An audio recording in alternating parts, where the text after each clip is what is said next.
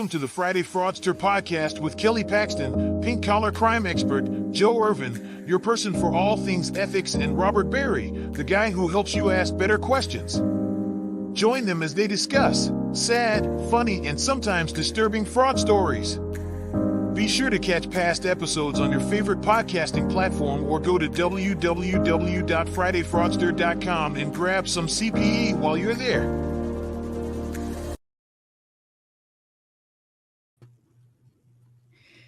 Hey. Welcome, Happy everybody. Friday. Yeah, it is Friday. Friday. So, you guys, this is episode 106. 106 of the Friday Fraudster. And Kelly and Joe look real different today, but let me tell you guys something. So, Kelly is taking the summer off because Kelly's had a real busy year, and it's not even over yet. And you guys know Joe has a full-time job. So we might see Joe, we will see Joe every once in a while. So what we're doing now is we're having some rotating guests. And if you want to be a guest here, shoot me an email, shoot me a DM, shoot me something. Just don't shoot me, and we'll get you on. But today we have two really good people who are gonna replace Joe and Kelly and making me look good, because that's real hard to do. I mean, it's real easy to do. Anyway, you know what I mean. So wait a minute. So who are you guys before I stumble over my words anymore? Ladies first. Oh, thank you. Yeah, happy Friday, everyone. I'm Galina. I have my own consultancy called ICAF Consulting. Essentially, it's outsourced internal audit services, cybersecurity provider, and SOX compliance testing, all this fraud investigations. So basically, KPMG dial down. Just on a slightly smaller scale. Yeah. So a lot more personal. Yes, a lot more personal. A lot more attention to details. A lot less hassle. So, yes. Awesome. Man, so I'm Thomas Mullenix. Yeah. Anyway. I'm Thomas Mullenix. I own Revision Management Consulting. Been in business for 5.5 years now. It feels like yesterday sometimes. Feels like 20 years ago sometimes. But I provide also internal audit, Sarbanes-Oxley, fraud prevention, fraud coaching, fraud training, how to prevent it, not how to do it. That's for another topic. I think all of us are based in Houston, which means we're dealing with extreme heat right now. And I don't know about you guys, but we had some really bad storms 2 nights ago that was just almost catastrophic in my area. So I'm thankful to be here and have power still. So welcome, you know what everyone. I like to say? I like to say that it's hotter than the devil's toenail. Mm-hmm. I thought you were going to use a different body part, but yep, that works. I just went straight to the visual part, and it just did not look good. But that's pretty hot, though, right? That's pretty hot. So listen, I see Christine Murray here. Christine, if you want to be a guest host next week, never mind. I'm going to reach out to you anyway, because you're going to be a guest host next week. So listen, let me ask you guys a question. You know what? I still started off this way. I'm asking silly questions. This one's not going to be that silly, though. What do you guys think about online dating? Now, let me explain why I'm asking that. I know both of you are married. I do get that. But if you remember, back in the day, way back in the day when we were young, you didn't do online dating. You were kind of a loser if you did online dating. And then there was this shift that occurred where I think it's like acceptable now. So what do you think? What do you think about online dating? What are your thoughts on that? Scary, good, bad? What are your thoughts? I met my husband online. Ooh, good. So how long have you been married? 8 years. Okay, so yeah, right around the time newlywed. frame. Okay, yeah. So for you, it was around the time frame when the taboo of it was gone. Because I remember in the early 2000s, late 90s, it was like dating online, no. And then all of a sudden, okay. So let's talk about this then. So are you referring back to times when they said don't get into the car with a stranger? right? It's before Uber, right? And then don't Well, get, yeah, think and then about think about the don't be America strangers Online online. days. Yeah. Back in the day, in the 90s and then the early 2000s, like 2001, 2, 3, you didn't date online. You know, you had these chat rooms where you could meet people, but it was deemed to be dangerous to really meet people online. Yeah, exactly Definitely. right. My youngest sister, she met her husband online as well, but tomorrow is my 23rd wedding anniversary. So yeah, talking about 2000 and that time frame. Yeah, we Oh met in my person. God, congratulations. Thank you, thank you. That's awesome. Wait, how old are you? Like, you cannot be married for 23 years. I am 25 now. So, I mean, this number just sank on me, and I was like, wait, what? Thomas, no. The joy of Okay. living in Houston, the humidity helps keep us young. Sorry, go ahead, Robert.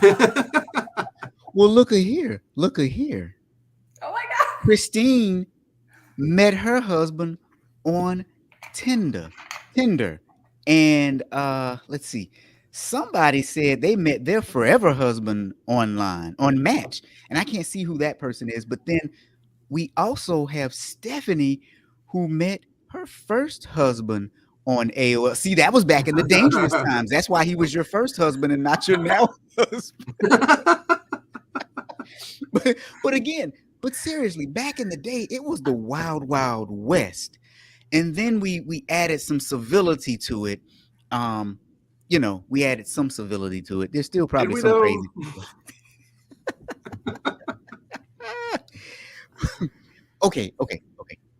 So now, You added options. what would you say if you met a person online and they immediately started showering you with gifts? What would you say to that?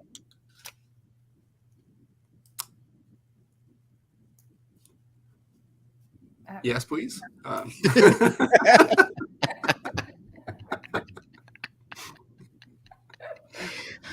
You would say you're worth it, huh? And thank you very much. Yes. Thank you very much for the gifts. Okay, so let's talk about this. You see the title. Are you in love with a fraud? Now, somebody said, hey, if somebody showered me with gifts, I would call them a scammer. So, in today's story, two gentlemen, well, one has pleaded guilty. Both were indicted with a romance scam. And here's what they would do. I think this one is pretty interesting. They would meet older women. Well, never mind.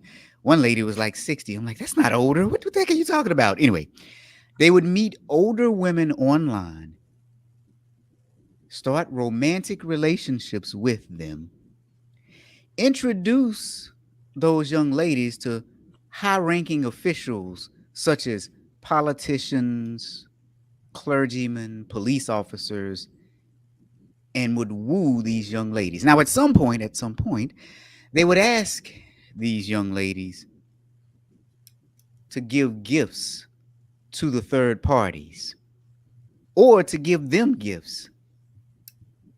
Now, what do you think? Maybe they were just donations to political campaigns, maybe, right?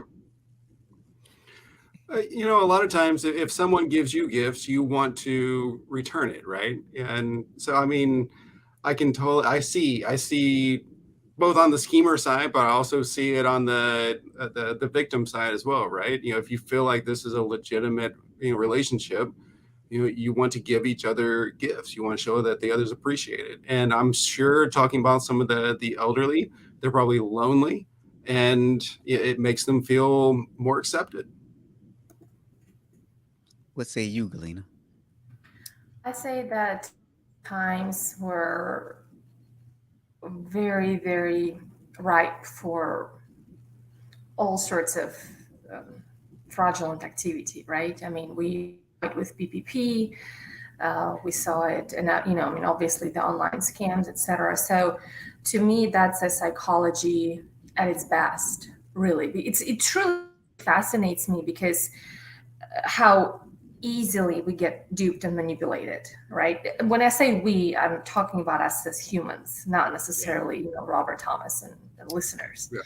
So to me, it's truly fascinating because I'm a CPA, so I do fraud investigations, and the psychology plays part in the fraud investigation and interviews. But just to take a step back and looking at the bigger picture, lots and lots and lots of vulnerable people out there. And I do believe that COVID actually amplified a lot of things that were hidden and brought it up to the surface, right? Because these individuals, they scam, there's just two, right? I mean, I imagine there's probably more than just two individuals, right? Those two that got caught. But the amounts, right? Amounts that they got it for. Oh yeah, we'll get to that in just a second. Oh yeah. Yeah, so that was huge, and it is a little bit sad to me that so many people just want to feel appreciated. They want to feel loved. They're craving for that attention, right? That's your parents should give you as you grow up. Hopefully, if you have siblings, your aunts and uncles, etc., and it's just not there. Yeah. Here's what I found really interesting about this one because and maybe this isn't a new spin, maybe I'm just catching up, but to me, parts of this were a new spin. When they would introduce them to these public officials, diplomats, etc., they would then ask the women for money on behalf of the public officials.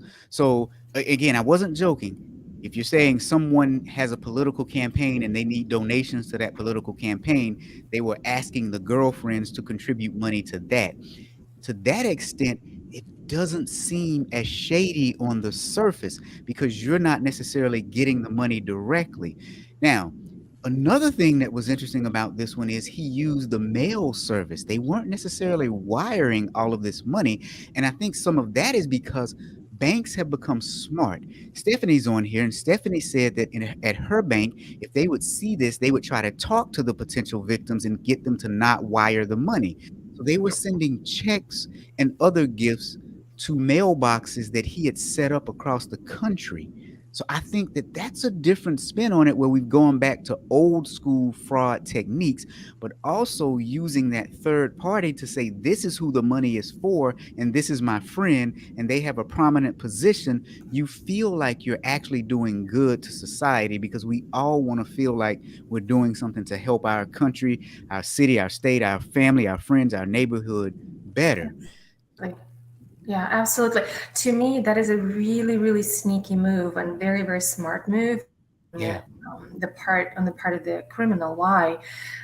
Because they kind of did a little bit of research, maybe, and so they got indicted, right? For what? Mail fraud. Yep. That's it. They got indicted for mail fraud. And mail fraud doesn't carry as stiff of penalties as wire fraud, to Galina's point. So I'm with you. They did their research and they understood that mail fraud, even if caught, has a much less penalty than wire fraud. Yeah. Yeah. What was the amount? I don't remember off the top of my head. What was the amount that they were convicted of, or they've been accused of stealing?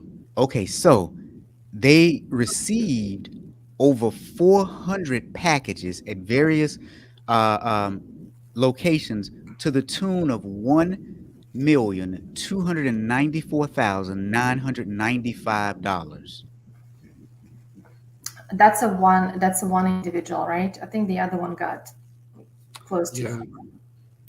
Yeah, that's the one individual. And get this, they're saying that it only occurred between June of 2020 and March of 2021. COVID. Well, if you just do the rough math there, it looks like it's about $300 per package. So they were even smart where they kept it small. They didn't make it real big to try to to raise red flags. It was a reasonable amount that they were going after. It looks like too. Mm-hmm. Yeah. Right. That takes a lot of patience. I mean, that's a lot of work and patience for, I mean, it's one of those typical things of imagine if they actually applied that kind of work ethic and that kind of focus and determination on something legitimate. How successful could they be? You know? Yep. Yep. Now, the one thing that I couldn't find is how many victims they actually had. I've searched high and low, and I just can't find how many victims there were. But that's not a small amount of money. And I can't imagine that there were too many victims. I mean, good grief. There's no way that you could keep up with. Look, you guys are married. How hard is it to keep up with one spouse? I mean, you think about it. You think about having multiple, even fake romantic relationships. That's got to be hard. Yeah, Well, you it's gotta not only remember to call multiple- each other's right names, the whole 9 yards. So yeah. Yeah, and it's not just the different victims, but also it says using multiple fake personalities and such as well. So yeah, you're having to keep up with who you're talking to and who it is that they think they're talking to. I mean Yeah. Well, yeah, because they use fake personas, but then the people that they were introducing them to were fake personas as well. And I couldn't discern if they actually met some of them in person or if all of them were just, virtual. But yeah. I think George Soros was probably like playing by that handbook, maybe by their handbook. Oh my God. Now, Rima says victims are often ashamed to come up front. That is a huge problem. Yes, absolutely. Absolutely. And I think if more and more people start speaking out, then what would end up happening is the stigma surrounding this would drop too, and more people would come out. I think this is a serious thing, especially when you target the elderly, because you could wipe out their entire savings and they aren't going back to work. And so that really damages more than them. It damages them. It damages the next generation that has to take care of them. And it stretches entire families and generations beyond their means. So it's interesting you say that because I whenever I read this article prepping for the show, I was real interested in some of the statistics behind it, right? And I found out, first off, I did not know this. There's an Internet Crime Complaint Center. It's a division of the FBI.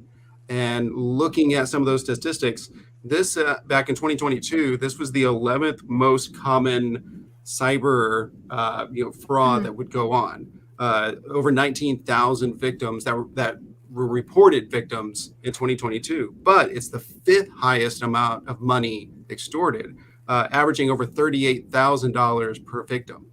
So yeah, that's a lot of money, especially when you're hitting retirement age. Like you said, you don't have income coming in. $38,000 on average. That's a ton of money. But one other thing I did find out though. So Robert, if you had the opportunity, and because hey, my turn to ask you a question. So now I'll caveat this with saying I don't know your training rates or anything like that. So I'm making up numbers just off the top of my head here. But let's say I said, hey, you have an opportunity to make $8,000 and you have to do 20 days of training this coming month. Okay. Decent money. Wouldn't complain about that. Or you can make $12,000 doing 2 days of work this month. Which one would you take? Ooh, well, I mean, I think I would have to. That's a hard choice. I think I would have to go with the 2 days. I mean, I just think that makes more sense. Possibly. So the amount of this type of crime is actually going down as far as volume goes, even though it's $38,000 on average, because tech support fraud, calling up saying, we see you have a problem with Windows. We need to fix your Windows. Give us your access information. That kind of tech support fraud, that is actually the 5th most victims, but their average is $24,000 per victim. So they're making less per victim, but you can do a lot more of the tech support fraud a lot faster than trying to do this relationship fraud that I'm sure takes time and a lot more effort to do. So that's another thing we need to be aware of, is not just the romance fraud and such, but the technical, the tech support type fraud that's out there as well is growing rapidly. Oh wow, that's a good point. I think this is Stephanie again saying I had a customer taken for $180,000 in a romance scam. Disabled, widower, very sad. He cried at her desk. Yeah, Oh, Sad. yeah, oh, yeah. It's stuff like that that kind of it breaks my heart because you wonder how did people get through life and not be aware that this kind of thing exists? We were joking before the show, and so you guys, I'll let you in on some stuff we were saying before the show. I was telling them, my grandmother, she would get all these calls all the time, and she would have been 90 tomorrow. She just died a couple of months ago. Uh, but you get the calls where people say, your grandson is hurt and he needs $10,000. And she would do this funny thing. I'm going to do the voice too, Thomas. She would call me up and she would say, baby, baby, I got a call from somebody saying that you are in trouble. Are you in trouble? And then before I could answer, she would always say, now, obviously, you're not in trouble because you're talking to me on the phone. So I hung up on them, but it, it makes you wonder, how did you get through life, obviously as a fairly intelligent individual, and then later on in life something happened, and that's mental deficiencies and mental illness aside, right? that's another thing that I was just going to present. I do know someone, unfortunately, close to home. Now, his spouse was diagnosed with dementia, Yeah. right? And so things started missing from the house, and then the whole 9 yards. And then they started finding strangers in the house, and they would return and stuff like that. But it was all explained, So, but before it got to that stage where, it was like, hey, I think it's time for us to find like a good caretaker. Before that stage, obviously, there were moments when the individual would go on a computer, right? And there were good moments where they would think like everything is okay, everything is good, etc. And so that to me right there is just that's how do you protect that? How do you protect from that? Because Stephanie just said disabled widower, right? So someone who's maybe not necessarily 100% there mentally, maybe they're just 80% there. But how do you as an auditor, how can you prevent it? That's a good question, and I've been thinking about this myself, because so I had the privilege of knowing both of my grandmothers, and actually they both have died within the last 8 years. So that's how long I knew them. The first one that passed actually did have dementia, and they had to put certain safeguards in place because she would try and get out of the house and everything. But I think there are a couple of things that we can do, and some of them may seem overbearing and overburdensome on the surface, but when you think down to the consequence, and one is protect the phone at all cost. So you can block certain numbers. You can make the phone, especially if you have an IP phone, you can make it where they can only dial out certain numbers and other numbers can't be dialed out. You can make it where no numbers can be dialed in except for yours. So I think that's the first thing. Then you definitely need like Ring doorbell cameras so that if somebody comes to the house, you can see who that person is too, and you can talk to them before they even enter the house. Because I think with all of them, there's a period where in the beginning, they still want to be alone and not have to live with anyone else. And so they hide it from you. And you might have some awareness. You have this feeling that something is wrong. And that's the time to start with the phone and with the Ring doorbell camera. The other thing too is you can get on their bank accounts. You can get on their bank accounts and put on some sort of alerts on their bank accounts to where if a transaction is over a certain amount that you get alerted as well, and then also freeze their credit reports, so that no one will try to take out credit in their name. But those are the things that thought of as over the years if I as I had to kind of deal with this with family members. What you just mentioned is absolutely brilliant. I hope that this gets definitely recorded and saved. But what jumped in my mind is, we're talking so much about helping kids and learn online safety, right? Teaching kids online safety, online hygiene. This is just as important for elderly, just Right. as important. Yep. I was speaking to a group of individuals recently, and I am 43 for you that asked earlier in the show there. I'm 43, and I was the youngest in the crowd. And so I was talking about technology and thinking about how much technology has changed just in my lifetime. And you imagine some of these, that are 80 years old, you're talking about 1943 when they were born. That a lot has changed in 80 years, right? When it comes to technology. So, yeah, educating, teaching. But then, I've got a teenage son. I've got a daughter that's getting close to being a teenager. And just like what you were saying, Robert, I completely agree. And I didn't even think about it until you started saying it.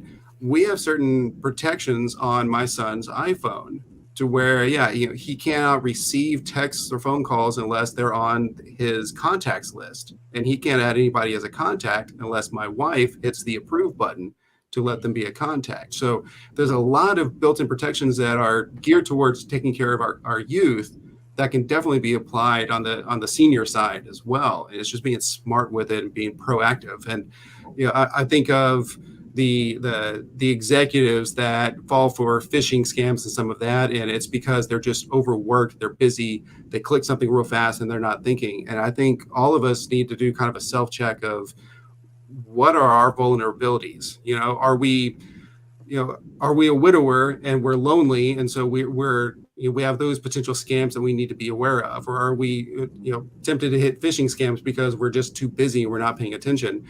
And that's where, just like any kind of a risk assessment, right, put in protections, put in extra steps to be able to help protect us from those risks that we acknowledge, whether it's ourselves or our family members. And I think that's really critical to do. Yeah. Agreed. So listen, while we're here, I got a couple things I want to say. I want to thank the Boston Institute of Internal Auditors chapter for having me up. I think it was last week. Heck, I don't remember now. Um, I did one of my newest courses, Auditing Artificial Intelligence. I think it's an important topic. As auditors, we are going to see more and more done with it. I've read some research saying that approximately 20 to 25% of jobs will be affected by AI in the future. So here's what I want to say. Today, I dropped a poll on LinkedIn asking about AI and internal auditors. It's essentially asking, would you be interested in a course taught by me on AI and internal auditors? For everyone who actually participates in that poll, I'm going to, send you something. We're going to have that course. It's two different levels. The first one is going to be my gift to you all. It's just going to be an overview. But if you would like to be a part of that session, go participate in that poll, and then you'll get some correspondence from me about that session. Now, the longer session is one that really helps you build out an AI auditing program. You guys have seen me. You've seen me do face swaps. You've seen me with AI characters. You've seen me do a lot with AI. I've studied it. I understand it. I've talked to many of the best professionals out there that I know. But auditing artificial intelligence is something that we as auditors are going to have to learn how to do. As a matter of fact, I've said this before. I started saying this as early as last year. We are going to start to see algorithm audits as a requirement, and they're going to be similar to SOC engagements. You have a few companies already who offer those type of engagements. Now, here's the kicker. When I say artificial intelligence for internal auditors, I'm not talking about auditing the algorithm. We will not do that. We should not do that. Just like we don't do SOC engagements, but we will need to understand and interpret the results of those engagements.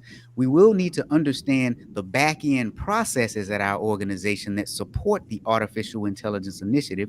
We will need to understand AI governance, AI ethics.